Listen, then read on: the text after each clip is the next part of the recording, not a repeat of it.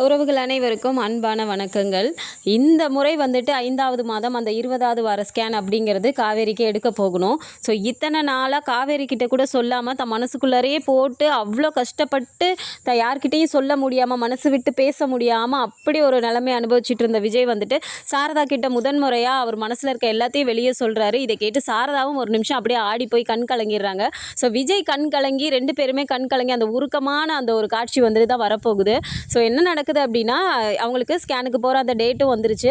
So date வந்துருச்சு அப்படிங்கிறனால காவேரி வந்துட்டு இன்ஃபார்ம் பண்ணுறாங்க. ஏங்க சொல்ல மறந்துட்டேன், நாளைக்கு உங்களுக்கு ஏதாவது வேலை இருக்கா அப்படிங்கிறாங்க. அதெல்லாம் ஒன்றும் இல்லையே காவேரி, ஏன் என்ன அப்படிங்கிறாரு. இல்லைங்க, நாளைக்கு எனக்கு ஸ்கேனுக்கு போகணும், 20வது வாரம் ஸ்கேன் இல்லைங்க, போகணும்ல அப்படின்னு சொல்லும்போது சாரதா கேட்குறாங்க, அப்படியாடி இந்த நாளைக்கு போகணுமா இந்த வாட்டி எடுக்கிற ஸ்கேனு அப்படிங்கிறாங்க. ஆமாம்மா, இது ரொம்ப ரொம்ப முக்கியமான ஸ்கேனு, இந்த ஸ்கேனில் தான் குழந்தையோட வளர்ச்சி எல்லாமே தெரியுமா. போன வாட்டி பார்த்தும்போது சின்னதாக இருந்தது, இப்போ தான் வந்துட்டு குழந்தையோட எல்லாமே வந்துட்டு கரெக்டாக வளர்ந்துருக்கா, பிரெயின் எல்லாம் எப்படி இருக்குது எல்லாமே வந்துட்டு சொல்லுவாங்களாம்மா, ஹார்ட் எல்லாம் எப்படி இருக்குன்னு அப்படின்னு சொல்லிட்டு அவங்க சொல்கிறாங்க. கூடவே கங்காவையும் கேட்குறாங்க, அக்கா உனக்கும் தானேக்கா ஸ்கேன் பண்ணணும், நீ வரியா என் கூட, 2 பேருமே சேர்ந்து போயிடலாம், அப்பாயின்மெண்ட் ஒன்றா வாங்கிடுறேன் அப்படிங்கிறாங்க. ஸோ கங்கா வந்துட்டு அந்த இதுலேயுமே வந்துட்டு அவங்களோட குணம் தான் மாற மாட்டேங்குது. அவங்க அப்பையும் அப்படி தான் சொல்கிறாங்க, அதெல்லாம் ஒன்றும் வேணாம், நான் தனியாக போய்க்கிறேன் அப்படிங்கிறாங்க. ஏங்க்கா வாக்கா நம்ம போகலாம், 2 பேருமே போனால் ஒரு கம்பெனியாக இருக்கும்லக்கா அப்படின்னு சொல்கிறாங்க. ஸோ இதெல்லாம் கேட்டுட்டு இருக்கும்போது காவேரி வந்துட்டு இங்கே கேஷுவலாக குழந்தைக்கு அந்த ஸ்கேன் பண்ண போகணும், அவங்களுக்கு தான் எதுவுமே தெரியலையே, அதனால நம்ம பண்ண போகிறோம் அப்படிங்கிற ஒரு இதில் தான் பேசிகிட்டு இருக்காங்க.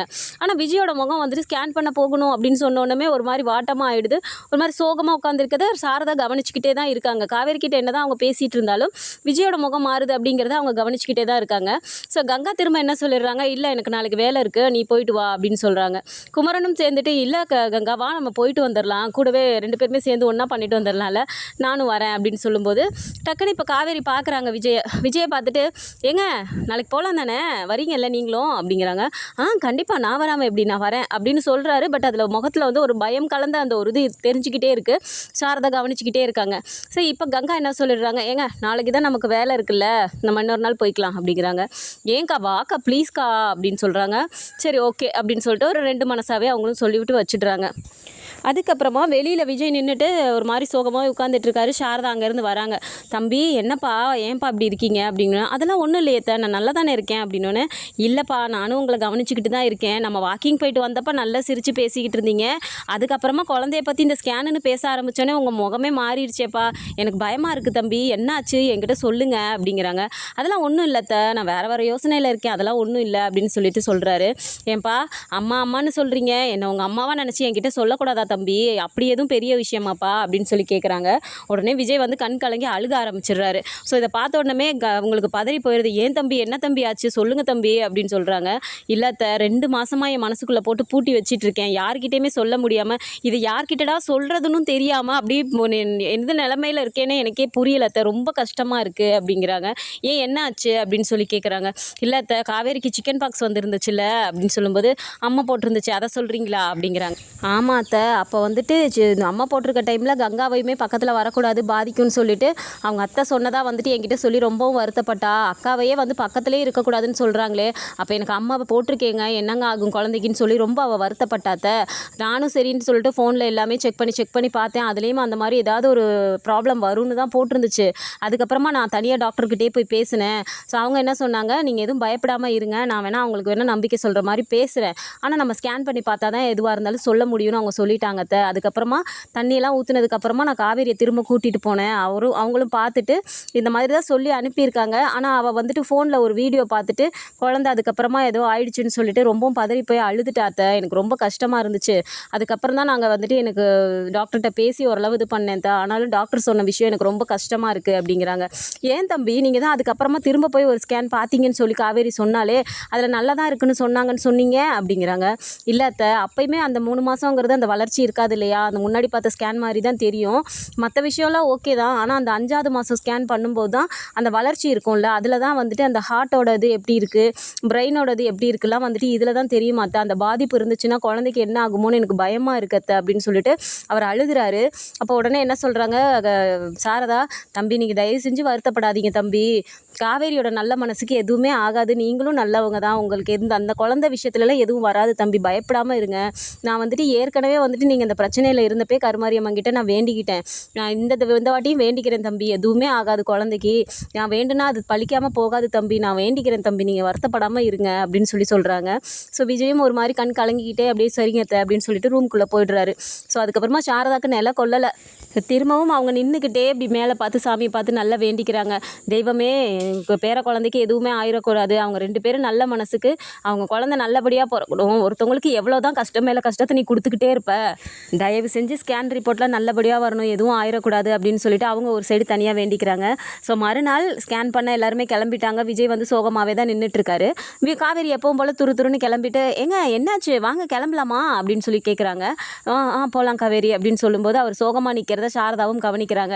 திரும்பவும் போய் தனியாக விஜய்கிட்ட, இதெல்லாம் பயப்படாதீங்க தம்பி, ஒன்றுமே ஆகாது, வாங்க நானும் வரேன், போய் நம்ம பார்ப்போம், நல்லபடியாக சந்தோஷமாக தான் நம்ம திரும்பி வருவோம் பாருங்கள், அதெல்லாம் எந்த பயமும் இல்லை, நமக்கு எதுவும் ஆகாது தம்பி, அந்த தெய்வம் நம்மளை கைவிடாது, இவ்வளோ நல்லது பண்ணுறீங்க நீங்கள், உங்களுக்கு ஏதாவது வரது கூடுமா, வாங்க தம்பி அப்படின்னு சொல்லிட்டு அவங்க பேசிகிட்டு இருக்காங்க. சரி, இதை காவேரி பார்த்துடுறாங்க. போயிட்டு, என்ன 2 பேரும் அப்பையிலேருந்து நானும் பார்க்குறேன் தனியாக நின்று பேசிகிட்டு இருக்கீங்க, நேற்றுமே பேசிகிட்டு இருந்தீங்க, என்ன விஷயம் 2 பேரும் என்ன சீக்கிரட்டாக ஏதோ பேசிகிட்டு இருக்கீங்க அப்படின்னு சொல்லி போய் கேட்குறாங்க.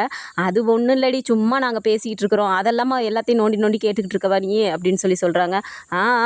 ஓகே, நீங்கள் 2 பேரும் நல்லா இருக்கணும்னு சொல்லிட்டு தான், நீங்கள் 2 பேரும் இப்படி இருக்கணும்னு சொல்லிட்டு தான் நான் என்னோட ஆசை கனவு எல்லாமே அது பழிச்சிருச்சுன்னு நினைக்கும் போது ரொம்ப சந்தோஷமாக இருக்குது அப்படின்னு சொல்லி அவங்க ரொம்ப அந்த அதோடய பேசிகிட்டு இருக்காங்க. ஸோ இதை பார்க்கும்போது ரொம்பவும் விஜய்க்கு வந்துட்டு கஷ்டமாக இருக்குது, இதை உண்மை தெரியாமல் அப்படி பேசிகிட்டு இருக்காளே, அவளுக்கு வந்துட்டு கஷ்டத்தை கொடுக்குற மாதிரி எதுவுமே நடக்கக்கூடாது அப்படின்னு சொல்லிட்டு கூப்பிட்டு தலையை தடவி கொடுக்குறாரு. என்னங்க ஆச்சு அப்படிங்கும்போது, ஒன்றும் இல்லை காவேரி, நீ எப்பவும் ஹாப்பியாக இருக்கணும் அப்படிங்கும்போது, நீங்கள் இருக்கும்போது எனக்கு என்னங்க ஆக போகுது, நான் எப்போவும் ஹாப்பியாக தான் இருப்பேன் அப்படின்னு சொல்லி அவங்க சொல்கிறாங்க. சாரதாக்கு இதை பார்க்கும்போது கண்ணெல்லாம் கலங்குது. எப்படின்னா தான் இருந்தாலும் அந்த ஒய்ஃப் கிட்ட வந்துட்டு விட்டு கொடுக்காம அந்த கஷ்டத்தை வந்துட்டு ஹேண்டில் பண்ணுறதுக்கு எவ்வளோதெல்லாம் பேசுகிறாரு அப்படின்னு சொல்லிட்டு அவங்க அப்படியே ஆச்சரியமாக விஜயை பார்த்துட்டே இருக்காங்க. ஸோ ஹாஸ்பிட்டலுக்கு கிளம்பும் போதுமே என்ன சொல்லிடுறாரு, நீங்கள் எல்லாம் ஒன்றா வாங்க, எனக்கு ஒரு சின்ன வேலை இருக்குது, நான் முடிச்சுட்டு நேராக ஹாஸ்பிட்டலுக்கு வந்துடுறேன் அப்படின்னு சொல்லி விஜய் சொல்கிறாரு. ஸோ காவேரி என்ன சொல்கிறாங்க, என்னங்க எந்த வேலையும் இல்லை, நான் வரேன்னு தானேங்க என்கிட்ட சொன்னீங்க, இப்போ ஏதோ வேலை இருக்குன்னு சொல்கிறீங்க அப்படின்னு சொல்லி கேட்குறாங்க. ஒன்றும் இல்லை காவேரி, ஒரு சின்ன வேலை தான், நான் முடிச்சுட்டு வந்துடுறேன், அத்தை நீங்கள் எல்லாருமே வந்துருங்க அப்படின்னு சொல்லிட்டு கிளம்புறாங்க. சாரதா அப்படியே பார்க்குறாங்க, தம்பி என்ன பண்ண போதோ தெரியலையே, முகமும் வாட்டமாக இருக்குது, என்ன எதுக்காக போகுதுன்னு தெரியலையே அப்படிங்கிற மாதிரி பார்க்குறாங்க. விடுங்க அத்தை, நான் போயிட்டு வந்துடுறேன், ஹாஸ்பிட்டல் வந்துடுறேன், நீங்களாம் வந்துருங்க அப்படின்னு சொல்லிட்டு அவர் அங்கே போயிடுறாரு. ஸோ இவர் போகிறது எங்கே அப்படின்னா ஹாஸ்பிட்டலுக்கு முன்னாடியே போகிறாரு டாக்டரை பார்த்து பேசுகிறதுக்கு. ஸோ அங்கே போயிட்டு டாக்டர்கிட்ட என்ன சொல்கிறாரு அப்படின்னா, இந்த மாதிரி ஸ்கேன் பாருங்கள், பார்த்துட்டு எதுவாக இருந்தாலும் காவேரி முன்னாடி வச்சு சொல்லிடாதீங்க, எதுவாக இருந்தாலும் எங்களுக்கு கூப்பிட்டு தனியாக சொல்லுங்கள், காவேரிக்கு முன்னாடி நீங்கள் சொல்லும்போது பாசிட்டிவாகவே எதுவாக இருந்தாலும் சொல்லிடுங்க, அவள் ஹாப்பியாக இருக்க மாதிரி அப்படின்னு சொல்லிட்டு போயிட்டு டாக்டர்கிட்ட முன்னாடியே போய் பேசி வச்சிடுறாரு. ஸோ அடுத்ததாக இவங்கெல்லாம் போகிறதுக்கு போட்டால் அங்கே வந்து ஹாஸ்பிட்டலில் அவர் முன்னாடியே இருக்கார். ஸோ பார்த்தோன்னே காவேரி வந்துட்டு, என்னங்க ஏதோ வேலையாக இருக்குது, நான் வந்துடுறேன்னு சொன்னீங்க, நீங்கள் எங்களுக்கு முன்னாடி வந்திருக்கீங்க அப்படின்னோடனே, ஒன்றும் இல்லை காவேரி, போன விஷயம் சீக்கிரமாக முடிஞ்சிருச்சு, அதான் நான் நேராக இங்கே வந்துட்டேன், பார்த்தா நீங்கள் லேட்டாக வரீங்க அப்படின்னு சொல்கிறாரு. அப்புறம் காவேரி, சரி ஓகேங்க வாங்க, அப்பாயின்மெண்ட் வாங்கியாச்சு, இல்லை வாங்க போகலாம் அப்படின்னு சொல்லும்போது, போய் உட்காருங்க வரேன் அப்படின்னு சொல்கிறாங்க. ஸோ சாரதா வந்துட்டு நின்று பார்க்குறாங்க. என்ன தம்பி என்ன ஆச்சு அப்படின்னு சொல்லி கேட்குறாங்க. ஒன்றும் இல்லை முன்னாடி நான் இங்கே தான் வந்தேன், வேற எங்கேயும் போகலை, வந்து ஹாஸ்பிட்டலில் போயிட்டு இப்போ டாக்டர்கிட்ட பேசிட்டு தான் வரேன், அவங்கக்கிட்ட நான் சொல்லிட்டேன், ஸ்கேன் பார்த்துட்டு எதுவாக இருந்தாலும் தனியாக கூப்பிட்டு என்கிட்ட சொல்லுங்கள், காவேரி முன்னாடி சொல்லிடாதீங்கன்னு நான் சொல்லிட்டு வந்தேன், இந்த கஷ்டம்லாம் அவள் தாங்க மாட்டா அப்படின்னு சொல்லிட்டு அவர் சொல்லிட்டு கண் கலங்குறாரு. ஸோ சாரதாக்கு வந்துட்டு சொல்ல முடியல, இப்படியாப்பட்ட மருமகனா அப்படின்னு சொல்லி பார்த்துட்டு, அதெல்லாம் ஒன்றும் நடக்காது தம்பி, நான் சாமியை கும்பிட்டுட்டு தான் வந்திருக்கேன், அந்த தெய்வம் நம்மளை கைவிடாது அப்படின்னு சொல்லிட்டு அவங்களும் நம்பிக்கையை கொடுத்து வச்சுருக்காங்க. ஸோ இனிமேல் வந்து டாக்டர் ஸ்கேன் பார்த்துட்டு என்ன சொல்ல போகிறாங்க அப்படிங்கிறத அடுத்து வரப்போகிற அப்கமிங் எபிசோட்ஸில் தான் நம்ம பார்க்கணும். ஸோ இதை பற்றின ஒரு அப்டேட்ஸ் தெரிஞ்சுக்கிறதுக்கு நம்மளோட சேனலையும் சப்ஸ்கிரைப் பண்ணிக்கோங்க. வீடியோ பிடிச்சிருக்கு அப்படின்னா சின்னதை லைக்கை மட்டும் கொடுங்க. தேங்க்ஸ் ஃபார் வாட்சிங்.